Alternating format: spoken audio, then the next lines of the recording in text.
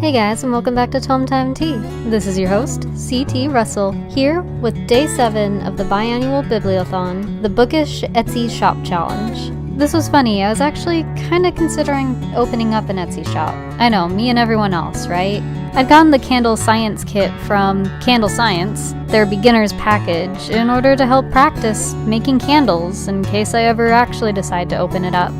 I did go ahead and buy some extra materials, which is why the things I use in this video aren't necessarily things that would come in that starter box. But if you are interested in candles, I do recommend it. The first step towards making a candle is measuring out your wax and your fragrance oil. For the candles I'm making today, I needed 1 pound of soy wax, which translates to 1 ounce of a fragrance oil. Since I wanted to do one based off of Alice in Wonderland and the red painted roses, we're going with rose.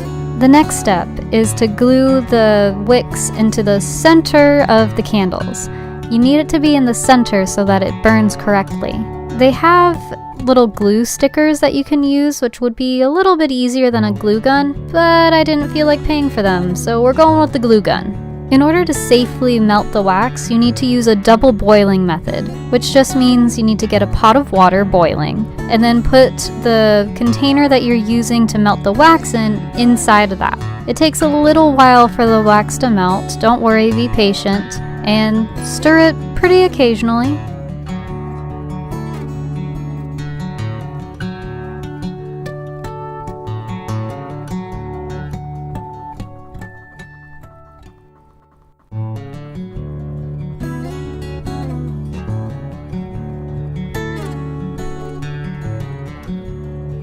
Once the wax reaches around 175-185 degrees is when you want to take it off of the heat and then add the fragrance oil. Make sure you stir it really well so that the fragrance oil can combine completely with the wax.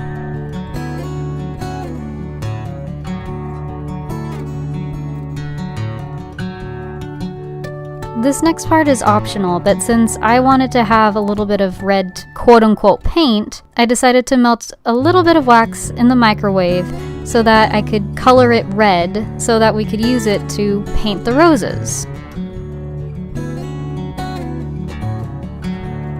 Once the wax is cooled from about 125 to 135 degrees, you're going to pour it into the containers. You want to wait to make sure that it's cooled down a little bit so that you don't get any air bubbles. I'm sure you guys are wondering why we put tape on them. That is to keep the wicks straight. They sell things like wick holders, but I found them difficult to use.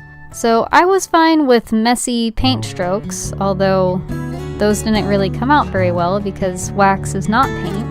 Go figure. My twin, on the other hand, I don't know if she could really tell the difference since she went extra, and boy does it look gorgeous. I much prefer her version of red painted roses.